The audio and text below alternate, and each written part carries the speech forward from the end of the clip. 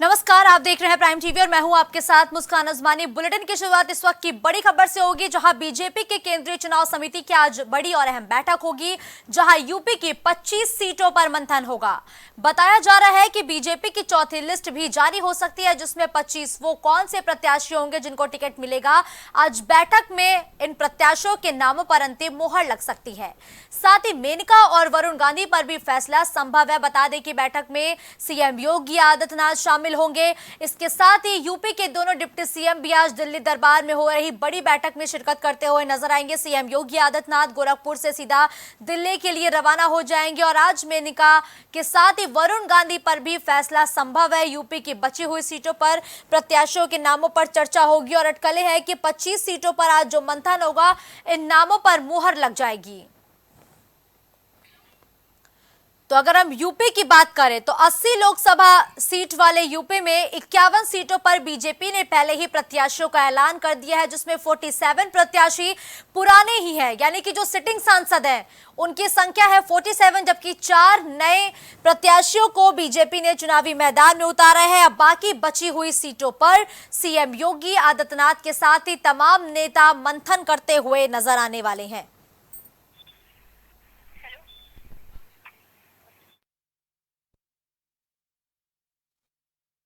तो यूपी की 25 सीटों पर आज मंथन संभव बताया जा रहा है। लोकसभा का चुनाव नजदीक है, तारीखों का ऐलान हो चुका है। पहले चरण के प्रत्याशी अपना नामांकन पर्चा भरते हुए नजर आ रहे हैं। इसी बीच आज दिल्ली दरबार में तमाम नेताओं की बड़ी बैठक होनी है। बीजेपी की केंद्रीय चुनाव समिति की बैठक में सीएम योगी आदित्यनाथ मौजूद रहेंगे, उनके साथ ही दोनों डिप्टी सीएम मौजूद रहेंगे और दिल्ली पर आज मंथन होने की पूरी अटकलें हैं कि दिल्ली में आज मंथन होगा। तकरीबन 25 सीटों पर कहां से किसको चुनावी मैदान में उतारना है, आज इस पर भी अंतिम मोहर लग जाएगी और आज फैसला लगभग तय बताया जा रहा है। बीजेपी की चौथी लिस्ट भी जल्दी जारी हो सकती है।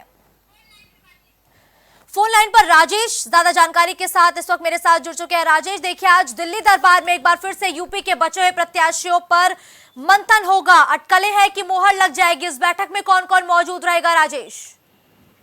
बिल्कुल मुस्कान, जिस तरह से अगर देखा जाए कि दिल्ली में जो बैठक हो रही है बीजेपी के केंद्रीय चुनाव समिति की, तो उसमें आपको बता दें कि उत्तर प्रदेश से मुख्यमंत्री योगीनाथ और योगी जी के साथ साथ में दोनों डिप्टी सीएम भी मौजूद रहेंगे। और आज जो है यूपी में 25 सीटों पर मंथन हो रहा है। 25 प्रत्याशियों को किसको किसको उतारा जाएगा, किस लोकसभा सीट से लड़ाया जाएगा, इन्हीं सारी चीज पर मंथन आज होने वाला है। और एक चीज आपको खास बात बता दें कि आज जो 25 सीटों पर मंथन होगा उसमें 2 सीटें ऐसी हैं, दो ऐसे प्रत्याशियों के नाम पर चर्चा होने वाली है। जो आपको बता दें कि मेनका गांधी और वरुण गांधी, इन दोनों नाम पर आज विशेष तौर पर चर्चा होगी कि इनको इन 25 सीटों में जगह मिलती है या नहीं मिलती है, ये तो अभी आने वाला समय बताएगा। जी मुस्कान, के बाद जो बीजेपी की चौथी सूची है वो भी जारी हो सकती है, तो क्या जब चौथी सूची आएगी तो यूपी के सभी कैंडिडेट्स की घोषणा कर दी जाएगी?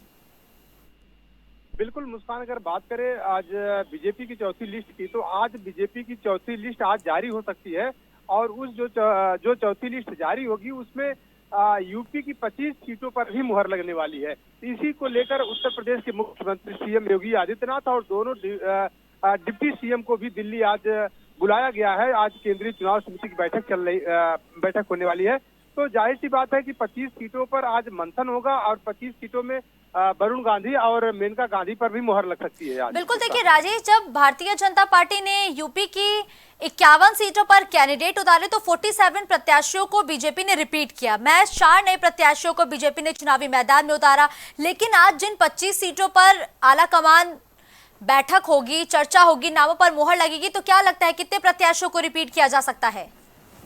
मुस्कान, देखिए जिस तरह से अभी जो है पुराने जो सांसद थे, तो उनका कई पुराने सांसदों में नाम कटने की भी चर्चा भी आ रही है, क्योंकि जिस तरह से कयास लगाए जा रहे थे कि मेनका गांधी को सुल्तानपुर से उतारा जाएगा और वरुण गांधी का इस बार टिकट कटने वाला है, तो ये तो देखने वाली बात होगी। लेकिन एक चीज है कि जहां तक देखा जा रहा है कि सूत्रों के अनुसार से खबरें आ रही हैं कि वरुण गांधी और मेनका गांधी को भी जगह मिल सकती है इन 25 जो सूची आने वाली है 25 लिस्ट में। या बिल्कुल ठीक है, धन्यवाद राजेश इस खबर पर मेरे साथ जुड़ने के लिए।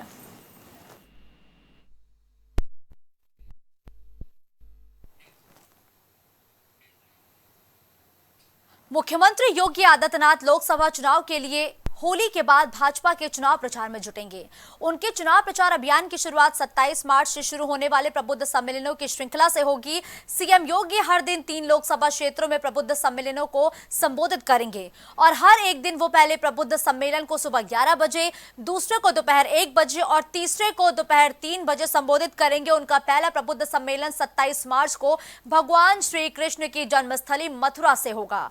फिलहाल मुख्यमंत्री की ओर से संबोधित किए जाने वाले प्रबुद्ध सम्मेलनों का 27 से लेकर 31 मार्च तक का कार्यक्रम तय हो चुका है और तय कार्यक्रम के मुताबिक मुख्यमंत्री 27 मार्च को मथुरा, मेरठ और गाजियाबाद में प्रबुद्ध सम्मेलनों को संबोधित करेंगे, जिसके ठीक एक दिन बाद यानी कि 28 मार्च को बिजनौर, अमरोहा और मुरादाबाद में प्रबुद्ध वर्गों से वो मुखातिब होंगे और 29 मार्च को योगी मुजफ्फरनगर, शामली और सहारनपुर में प्रबुद्ध वर्गों से रूबरू होंगे, जबकि 30 मार्च को वो बुलंदशहर, गौतम बुद्ध नगर और मोदी नगर यानी कि बागपत में प्रबुद्ध वर्गों से भाजपा के पक्ष में जन समर्थन जुटाएंगे। तो सीएम योगी आदित्यनाथ मथुरा से चुनावी अभियान की शुरुआत करेंगे। 27 मार्च को मथुरा में प्रबुद्ध सम्मेलन होना है, जिसका सिलसिला लगातार जारी रहेगा। 30 मार्च तक सीएम योगी आदित्यनाथ अलग अलग कार्यक्रमों में शिरकत करेंगे। इस दौरान सीएम योगी हर एक दिन बैक टू बैक 3 रैलियों को 3 अलग अलग जगहों पर संबोधित करेंगे और भारतीय जनता पार्टी के प्रत्याशी के पक्ष में वोट मांगते हुए भी सीएम योगी आदित्यनाथ अब नजर आने वाले हैं। तो एक क्षेत्र में 3 सम्मेलन होंगे और तीनों ही सम्मेलनों में खुद सीएम योगी आदित्यनाथ मौजूद रहेंगे। एक सम्मेलन का समय तकरीबन 11 बजे निर्धारित किया गया है, दूसरा सम्मेलन दोपहर 1 बजे होगा और तीसरा सम्मेलन होगा दोपहर 3 बजे। अब हैरानी की बात यह है कि भारतीय जनता पार्टी, जो कि हर वक्त चुनावी मूड में एक्टिव रहती है, अब सीएम योगी आदित्यनाथ भी मोर्चा संभाल चुके हैं। पश्चिमी यूपी को साधने के लिए सीएम योगी आदित्यनाथ एक्टिव हो चुके हैं और इस कार्यक्रम की शुरुआत भी सीएम योगी मथुरा से करने वाले हैं।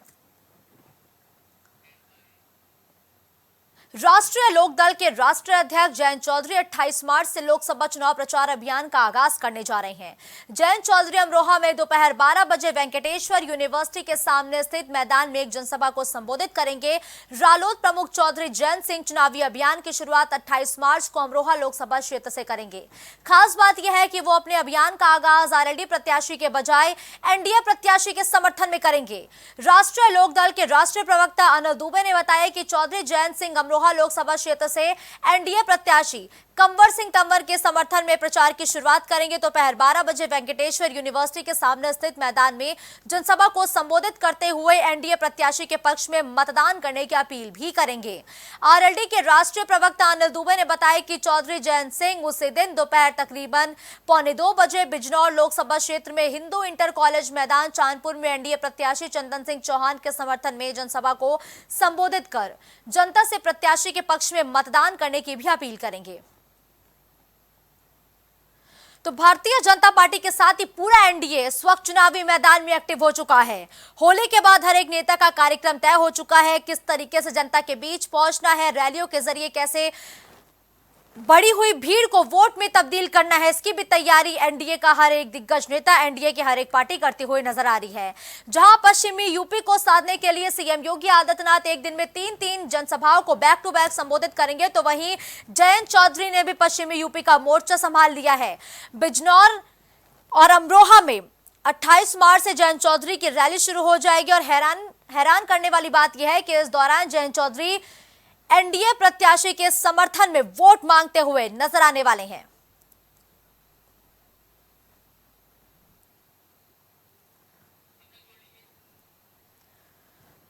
तो इस खबर पर ज्यादा जानकारी के साथ अभिनव इस वक्त जुड़ चुके हैं। अभिनव, 28 मार्च से जयंत चौधरी अमरोहा और बिजनौर में विशाल जनसभाओं को संबोधित करते हुए नजर आएंगे, लेकिन बड़ी बात यह है कि इस दौरान वो रालोद प्रत्याशी नहीं बल्कि एनडीए के प्रत्याशी के समर्थन में वोट मांगेंगे। कितनी तैयार है रालोद? जी बिल्कुल, देखिए राष्ट्रीय लोकदल के जो अध्यक्ष जयंत चौधरी हैं वो लोकसभा चुनाव को लेकर जो है वो जमीन पर उतरने जा रहे हैं। इसके तहत वो जो अमरोहा से है वो अपने चुनाव प्रचार की शुरुआत करेंगे। इस दौरान वो जो एनडीए गठबंधन है उसके जो संयुक्त प्रत्याशी है, जहाँ पे रालोद नहीं लड़ रही है, बीजेपी लड़ रही है, उसके लिए वो एनडीए प्रत्याशी कंवर सिंह तंवर के लिए जो है वो समर्थन में प्रचार करेंगे। और आपको बता दें कि इसके अलावा जो वेंकटेश्वर विश्वविद्यालय है वहाँ एक मैदान में दोपहर 12 बजे एक बड़ी जनसभा को भी जयंत चौधरी संबोधित करेंगे।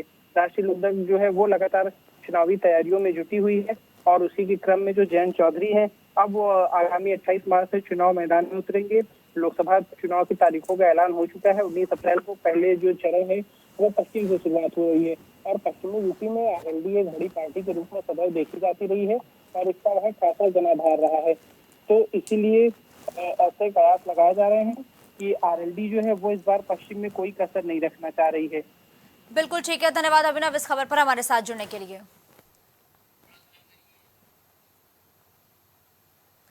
तो 28 मार्च से अमरोहा और बिजनौर में जयंत चौधरी रैलियां करेंगे। एनडीए के प्रत्याशियों के समर्थन में ये जनसभा करते हुए नजर आएंगे और पश्चिमी यूपी में जयंत चौधरी कोई कोर कसर नहीं छोड़ना चाहते हैं, क्योंकि पश्चिमी यूपी में हर एक कवायद, हर एक जुगत करती हुई भारतीय जनता पार्टी के साथ ही पूरा एनडीए कुनबा नजर आ रहा है। जहां एक तरफ योगी आदित्यनाथ मथुरा से अपने चुनावी कार्यक्रम की शुरुआत करते हुए नजर आएंगे, तो वहीं दूसरी तरफ 28 मार्च से अमरोहा और बिजनौर में भी जयंत चौधरी की रैलियां होनी है, जिसको लेकर आरएलडी ने तैयारियां पूरी कर ली हैं।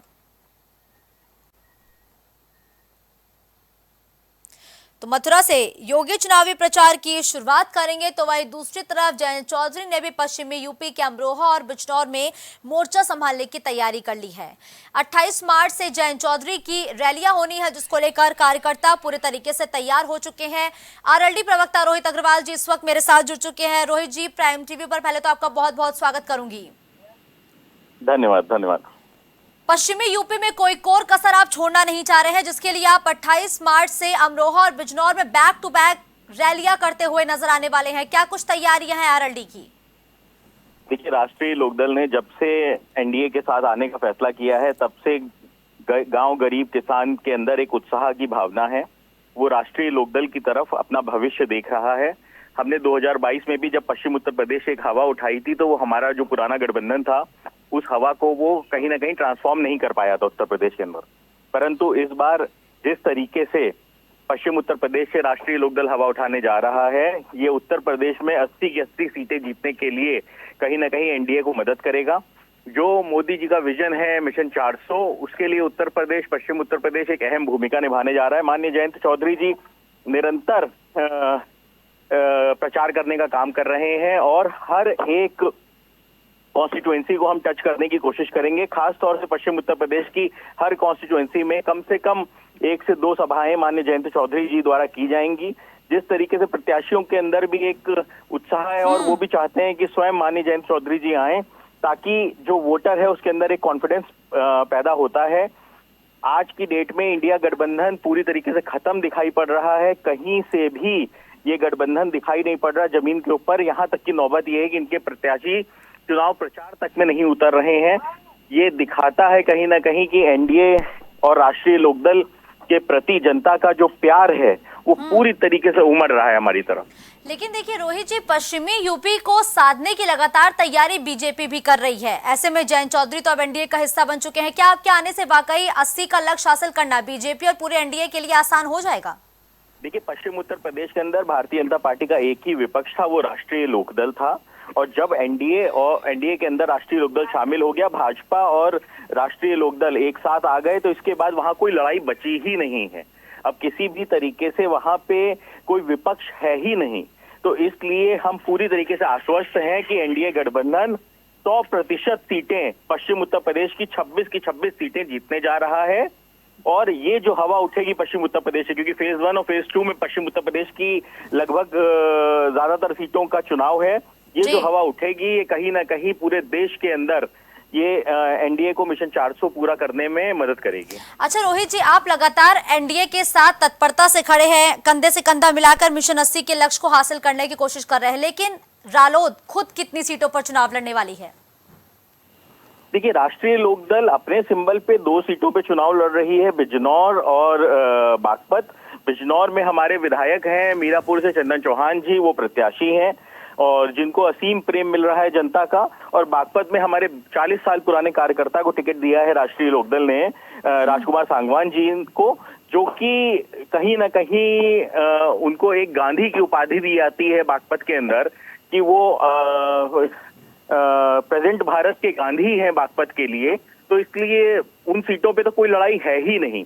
हमारी कोशिश ये है कि पश्चिम उत्तर प्रदेश की किसी भी सीट पे एनडीए गठबंधन कमजोर ना हो और हर सीट को जीत के आने का काम हम करें। लेकिन रोहित जी, पश्चिमी यूपी की तो कई सीटें ऐसी हैं जहां पर अभी तक एनडीए अलायंस ने मिलकर प्रत्याशी तक नहीं उतारे हैं, चाहे वो सहारनपुर की बात हो, पीलीभीत की बात हो। तो अगर आप इतने आश्वस्त है तो आखिर प्रत्याशी क्यों नहीं उतारे आपने? नहीं, असल में सिर्फ खाली पश्चिम उत्तर प्रदेश की बात नहीं है। भारतीय जनता पार्टी की भी दो लिस्टें आ चुकी हैं और हमसे भी वो डिस्कशन कर रहे हैं प्रत्याशी पे। तो कुछ हमने भी सुझाए हैं उनको प्रत्याशी, और ये प्रत्याशी की लिस्ट मुझे लगता है भारतीय जनता पार्टी की आज से लेकर कल तक आ जाएगी। तो भाजपा प्रवक्ता आपको ज्यादा बेहतर बता पाएंगे भाजपा की लिस्ट कब तक आ जाएगी। परंतु कहीं ना कहीं मीटिंग करके उसके प्रत्याशी चुनने में भी हमारी कोशिश ये है कि कोई भी ऐसा प्रत्याशी ना चुना जाए जो कि हमारे लिए कहीं नुकसान देने का काम करे या हमें कहीं से भी कमजोर प्रत्याशी हम देना नहीं चाहते हैं। इसलिए हर जगह पे, हर चीज पे हम प्रॉपर मंथन कर रहे हैं। देखिए, कॉन्फिडेंट हैं हम, इसमें कोई बुराई नहीं है, पर हम ओवर कॉन्फिडेंट नहीं है। इसीलिए हम किसी भी चीज में जल्दबाजी या किसी भी चीज में हम कोताही नहीं छोड़ना चाहते हैं, क्योंकि जब 80 की 80 सीटें अगर हम जीतने का लक्ष्य की बात कर रहे हैं तो ये एक तरीके का रिकॉर्ड होगा कि उत्तर प्रदेश की सारी सीटें अगर कोई गठबंधन जीत के आ रहा है तो ये एक तरीके का रिकॉर्ड कायम होगा। तो इसको पाना कोई आसान काम नहीं होता। देखिए, यहाँ पे बहुमत की लड़ाई नहीं है, यहाँ पे 100% सीटें जीतने की लड़ाई है। बिल्कुल ठीक है, धन्यवाद रोहित जी हमारे साथ जुड़ने के लिए। लोकसभा चुनाव का आगाज हो गया है और सभी प्रत्याशी मैदान में उतर रहे हैं। इसी बीच नानौता में दिल्ली रोड स्थित एक बैंक्वेट हॉल में बहुजन समाज पार्टी द्वारा अपने प्रत्याशियों के नाम की घोषणा करने के लिए धूमधाम से कार्यक्रम का आयोजन किया गया, जिसमें क्षत्रिय समाज की भागीदारी ने अन्य प्रत्याशियों के होश उड़ाने का काम किया। कार्यक्रम में मुख्य अतिथि के रूप में पश्चिमी यूपी प्रभारी शमसुद्दीन राइन, साथ ही मंडल प्रभारी नरेश गौतम, इसके साथ ही जिला प्रभारी जगपाल सिंह मौजूद रहे। इसके साथ ही कार्यक्रम में शमसुद्दीन राइन द्वारा कैराना लोकसभा प्रत्याशी के रूप में श्रीपाल सिंह राणा और सहारनपुर से माजिद अली के नाम की घोषणा की गई है। इस मौके पर शमसुद्दीन राइन ने भाजपा पर जमकर कटाक्ष किया। देखिए, ये तो हम पहले कह चुके हैं, हमारी नेता कह चुकी है कि जो सरकारी संस्थाओं का जो दुरुपयोग हो रहा है वो ठीक नहीं है। तो ये तो आप दुनिया जान रही है, हम क्या कहें उसके लिए। अच्छा, दूसरा सवाल है कि मायावती जी जो है गठबंधन के साथ इसलिए नहीं गई है, उनको भी डर है कि उनके पीछे ईडी ना लग जाए। आपको फिर मालूम नहीं है या तो आप लोग समझ नहीं रहे। हम राजनीतिक गठबंधन करके देख चुके हैं। राजनीतिक गठबंधन में हमारा वोट तो प्लस हो जाता है, दूसरा वोट प्लस हम पे नहीं होता है। हम सामाजिक गठबंधन की बात कर रहे हैं, हम राजनीतिक गठबंधन नहीं करने आए। हमारी नेता ने सामाजिक गठबंधन करने की बात करी। ललितपुर से एक हैरान कर देने वाला मामला सामने आया, जहां चाचा ससुर ने बहू के साथ जबरन बलात्कार किया। बता दें कि पीड़िता पति और उसके एक मित्र के साथ बासी आई थी, जहां उन्होंने ढाबे पर खाना खाया और पीड़िता का पति रिश्तेदार के घर चला गया। जिसके बाद पीड़िता और मित्र गांव वापस जाने लगे, तभी पति के रिश्ते में लगने वाले चाचा वहां आए और दोस्त और पीड़िता को गाड़ी में बिठा लिया और रास्ते में चाचा ने पति के दोस्त को गाड़ी से उतार दिया और गाड़ी को सुनसान जगह ले जाकर गाड़ी में ही पीड़िता के साथ दुष्कर्म किया। वही पीड़िता ने थाना जखौरा में आरोपी चाचा के खिलाफ मुकदमा दर्ज कराया है। पुलिस ने मामले की जाँच पड़ताल शुरू कर दी है।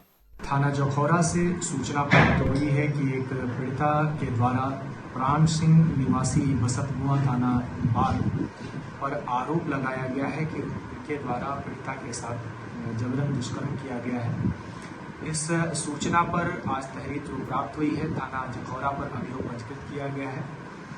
साथ ही तहकीकात और पूछताछ के दौरान ये बात प्रकाश में आई है कि पीड़िता अपने पति के साथ 19 तारीख को अपने पति और उसके पति के दोस्त के साथ बासी चौकी के पास आई हुई थी, जहां से पति रिश्तेदारी में चला गया और पति के दोस्त और पीड़िता ये दोनों एक ढाबे पर खाना खाने पहुंचे थे। वहीं पर प्राण सिंह यादव आए, जहां से उन्होंने अपने 4 व्हीलर में पीड़िता और उसके पति के दोस्त को उठा लिया। बीच रास्ते में पति के दोस्त को उनके द्वारा उतार दिया गया और वहां से कहीं सुनसान जगह पर ले जाकर तेरई फाटक के आसपास पीड़िता के साथ गाड़ी में ही दुष्कर्म किया गया है।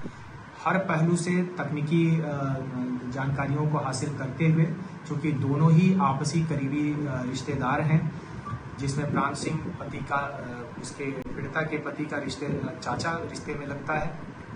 ऐसे में हर पहलू पर तहकीकात की जा रही है। विवेचक को निर्देशित किया गया है कि शीघ्र अतिशीघ्र सुसंगत साक्ष्य संकलित कर गुणदोष के आधार पर विवेचना का विधिक निस्तारण करें। बुंदेलखंड एक्सप्रेसवे फिर मौत का एक्सप्रेसवे बन गया है। जालौन जिले के बुंदेलखंड एक्सप्रेसवे पर किलोमीटर संख्या 221 के पास बड़ा सड़क हादसा हो गया, जहां एक्सप्रेसवे पर खड़े ट्रक में पीछे से एक ट्रक घुस गया, जिसकी वजह से हादसे में ड्राइवर और क्लीनर बुरी तरीके से घायल हो गए। वहीं घटनास्थल पर मौजूद लोगों ने घटना की सूचना पुलिस को दी और मौके पर पहुंची पुलिस ने दोनों घायलों को जिला अस्पताल पहुंचाया, जिसके बाद डॉक्टरों ने ड्राइवर को मृत घोषित कर दिया। इसके साथ ही घायल क्लीनर का इलाज लगातार जारी है।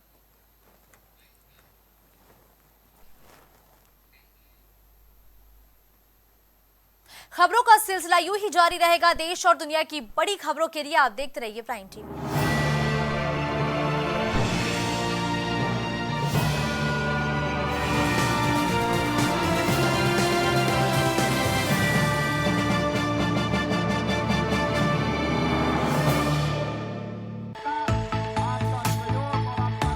कुछ भाव पुष्प।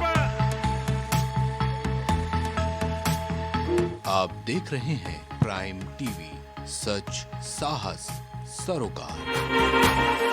प्रधानमंत्री श्री नरेंद्र मोदी का संकल्प है कि देश का हर नागरिक पोषित, सशक्त और समर्थ बने।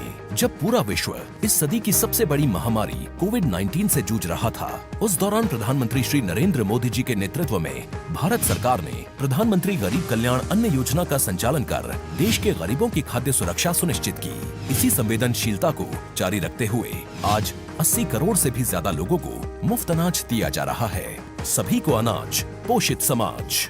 प्रॉब्लम्स थी जो मेरे को स्टेप्स चढ़ते हुए प्रॉब्लम थी, वो अब I think so 70% is improved. ठीक है, मेरे को एंकल में प्रॉब्लम थी एंड मेरे को नसेस मसल्स प्रॉब्लम थी, जो मसल्स में काफ़ी पेन रहती है, जो अब की इस टाइम पर एक बार मैंने लिया, मैं लास्ट टाइम आया था, उसके बाद मैं अब दोबारा आया हूँ, तो ऐसे 70% इज इम्प्रूव्ड, जो कि डॉक्टर नहीं कर सका। मैंने हाँ, मतलब मैं गंगा राम के हॉस्पिटल के डॉक्टर से तकरीबन 2 साल तक ये ट्रीटमेंट करा था, उनको समझ ही नहीं आया ये प्रॉब्लम क्या है। दैट इज अब बेटर है।